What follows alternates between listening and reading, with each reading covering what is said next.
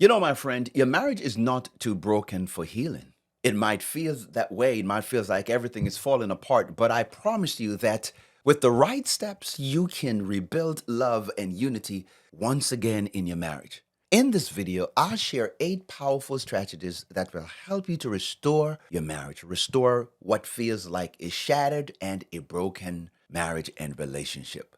Let's have this conversation. Number one, identify the problem.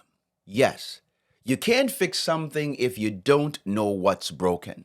You cannot solve a problem that you never admit that you have. And so the first step towards healing is identifying the root cause of the issues in your marriage. And here's the thing, it could be communication. Maybe it's a breach of trust. Maybe it's losing that connection that you once had in the marriage. But whatever it is, you need to be honest with yourself and with your spouse about what is truly causing the distance between the two of you. And then you have to be mindful and intentional about working on it to make it better. But here's a plan of action that you can take to help the situation. Have a open conversation with your spouse. Be vulnerable and create a space where both of you can feel safe to express what's really going on. You need to write down specific issues that is bothering you, that you consider to be important. Seeing them in writing can help both of you to focus on how to solve these issues. And number two, take responsibility. My friend, it's never easy.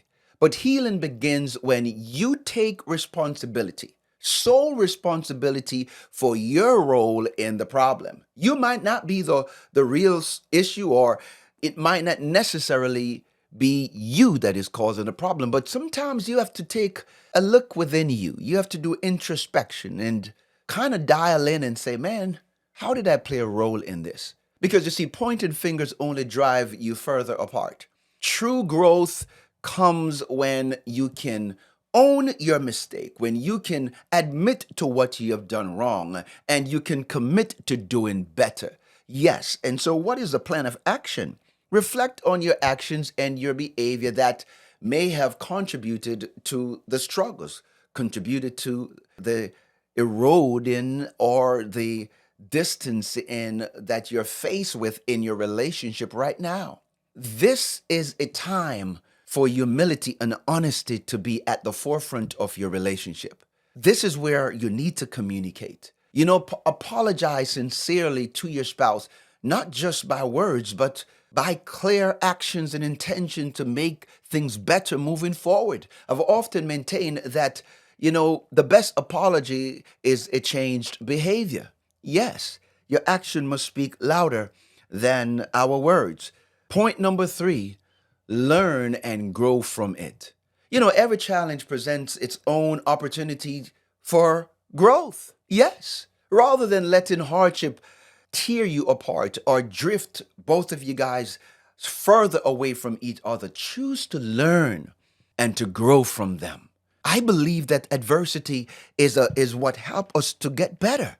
Matter of fact, Paul talked about it in James chapter 1 that we must count it all joy when we enter into various temptation because the testing of our faith produces patience. Temptation is not a sin.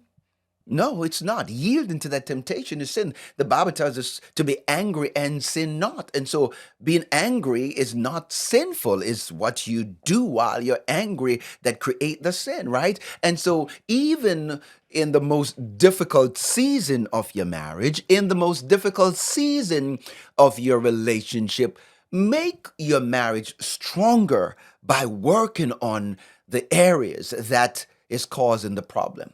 Both of you must be willing to put in the work. Work is not a bad word. Yes, and I think some of us are too lazy. We want to get a prophetic word. We want somebody to pray for us, but we don't want to go to work. But yet, work is one of the first things that God blessed men with. Yes, work. Genesis chapter 2 and verse 15. God tells Adam to go to work it and to protect it. And so it's important to work on yourself, work together. Make a list of things or the lessons you have learned from the challenges that you are facing in your marriage. What can you do differently next time? Commit to personal growth, whether it means working on your communication skills, working on building trust, working on listening better. You have got to take the time to do the work to get the result that you're looking for. Point number 4, you need to put God in your marriage. I cannot say this enough, that one of the main reasons why marriages are failing today, God is not at the center of it. We have moved God away from our marriage. Our marriage must be God centered. God is a part of your marriage, and if He is, that's great. If God is not, you need to put Him in your marriage. Marriage was created by God. If God is overseeing your marriage, if He is at the core, at the center, you can overcome anything. You can overcome any obstacles. And this is the reason why you need to invite God in your relationship and let Him guide, let Him restore, let Him lead what's broken in your life. Lay it at the cross, lay it at the feet of Jesus. Surrender your life, surrender your marriage, surrender your spouse to the Lord. And when you rely on His wisdom, you'll find strength to move forward.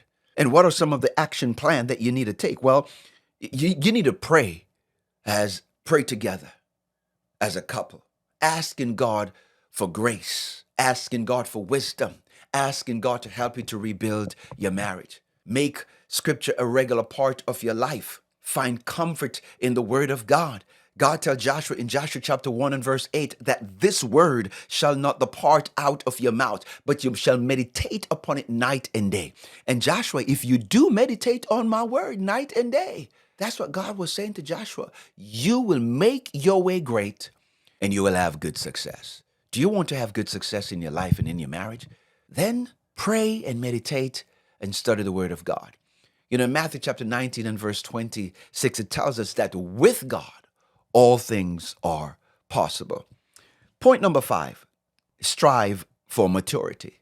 Yes, maturity doesn't always show up with age, and age doesn't always show up with maturity. You know, in 1 Corinthians chapter 13 and verse 11, it tells us that when I was a child, I spoke as a child, I thought as a child, I understood as a child, I thought as a child, but when I become a man, I put away childish things. Maturity doesn't often show up at the same time with your age, but it's important at some point to get mature. Maturity is important. Maturity in marriage requires emotional and spiritual growth. Spiritual maturity is a part of what makes a marriage work. It's not only reacting to every emotion, but maturity requires responding to it with love, even when things are tough, even when things are difficult. Mature love chooses to stay connected. When you mature in love, it allows you to become committed. When you are mature in love, it allows you to become God-centered, not just emotionally centered and do what you want, but it gives you the ability to look at your spouse and see their feelings and understand their needs and try to show empathy. That's maturity. And what is the plan of action? Practice self-control in moments of conflicts, in moments of disagreement. Take deep breath, breathe in, breathe out, or inhale and exhale. You know what I'm saying? Choose to respond, in a way that promotes peace instead of escalating an argument. Work on emotional regulation because you are responsible for your actions. You're responsible to manage your emotions, manage your feelings. You are responsible for how you show up and how you behave in the marriage.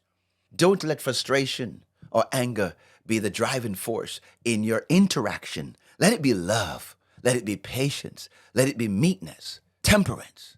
Hello, talk to me. Number 6, rebuild trust slowly. If trust has been broken, understand that it takes time to rebuild trust. Trust in a marriage is like what a foundation is to a building. No building can last, no building can survive, no building can stand without a strong foundation. Foundation is important to a building, and trust is important to your marriage building. Trust is foundational. And you both need to be patient and intentional in restoring it when it is broken. And make sure that the things that broke the trust is not the thing that you are doing consistently. No. That's just manipulation. That's just taking advantage. What is the plan of action? Set small, realistic goals for rebuilding trust. Be transparent. Yes, now that you have broke the trust, your life is a open book. Your spouse is supposed to be able to read everything about you. Your actions must follow through with your promises. Understand that trust won't be restored overnight, but with consistency, with transparency, with trustworthiness, it will come. Give yourself time and be connected and remain committed to the process. Number 7, prioritize forgiveness. I've often said it over and over again that there's no love without forgiveness and there is no forgiveness without love. You can't move forward if you are holding on to the past. Forgiveness is essential to healing and restoring your marriage. It doesn't mean that forgiveness or forgetting what happened, just throw it away. And no, no, no. Forgiveness is saying that I'm going to hold you accountable for what you did, and I'm going to make sure that I don't allow you to keep hurting me again. Forgiveness is about protecting you. It doesn't mean releasing the person and just forgetting about what happened. It means that you're going to get to a place because the person is willing to work on themselves and doing whatever it's necessary to build the relationship, to build back the marriage, that the scars and the pain that you endured or that they inflicted on you and within you, that it's not hurting you anymore. You may not be able to scrub it from your mind, but it can be reserved to the point where it's not constantly a reminder. Their behavior now is not a reminder of what they did. They have renewed, they have grown, they have elevated themselves, they have grown spiritually, physically, mentally, emotionally. They are at a better place, and you are seeing a better version of them. That's when it's easy to forgive and let go. So what is the plan of action? Schedule time to talk about what needs to be forgiven. Focus on the future and avoid reopening old wounds just for the sake of it. No, don't do that. Don't be manipulative and keep reminding them, rather, of what they did to you. If they're not doing it anymore, it's time to grow. It's time to leave that behind you and build a better relationship. Remember that forgiveness is an ongoing choice. Yes, wake up every day choosing to let go and to move away from the hurt, from the scars, and embracing the healing process so that you can get better. Number 8, reignite intimacy and connection. So after you work on yourself, when you're becoming better, when you are leading by example, when you are showing the way, you are going the way, my friend, this is when it's easy for you to rekindle the flicker, the passion, the drive, the intimacy. Struggles are going to be there, but because of the fact that the both of you guys are growing and you are changing and you are becoming, it's easier to rekindle that connection, making intentional effort to rebuild emotional and physical closeness. Yes, it's so important and critical to a better relationship. And what is the plan of action? Plan regular date nights. Yes, it doesn't have to be expensive. Just because of the fact that things happened in the past, you don't stop growing. You don't stop changing. You don't stop living. You've got to live. You've got to show by showing up. You've got to grow by doing the work. And date night is a great way to rekindle the chemistry that you once had. Don't be distracted by your phone. Turn off your phone and spend time to be in the moment. Focus on each other. Rebuild emotional intimacy by having deep and meaningful conversation about your dreams, your visions, your goals, your aspirations, the things that you want to accomplish. And so there you have it, my friend. 8 strategies to restore your marriage. Remembering that healing is possible if you're willing to work, you're willing to be dedicated, you're willing to be intentional in putting in the effort, and both of you are willing to lead with God, willing to give it all you've got, willing to surrender your will to the Lord and ask God to be the center and the source of your love, your existence, your foundation. I believe that you can build a better, successful, and a happier marriage. And my friend, I want to ask you, if you found this video to be helpful, I would ask you to hit that like button. Please subscribe, like, and share. Thank you so much for watching. And if you enjoyed this video, then you need to check this one out that's going to help you to become a better you, to build your marriage because it's worth fighting for. May God bless you until next time. Thank you for being here with us. Bye bye.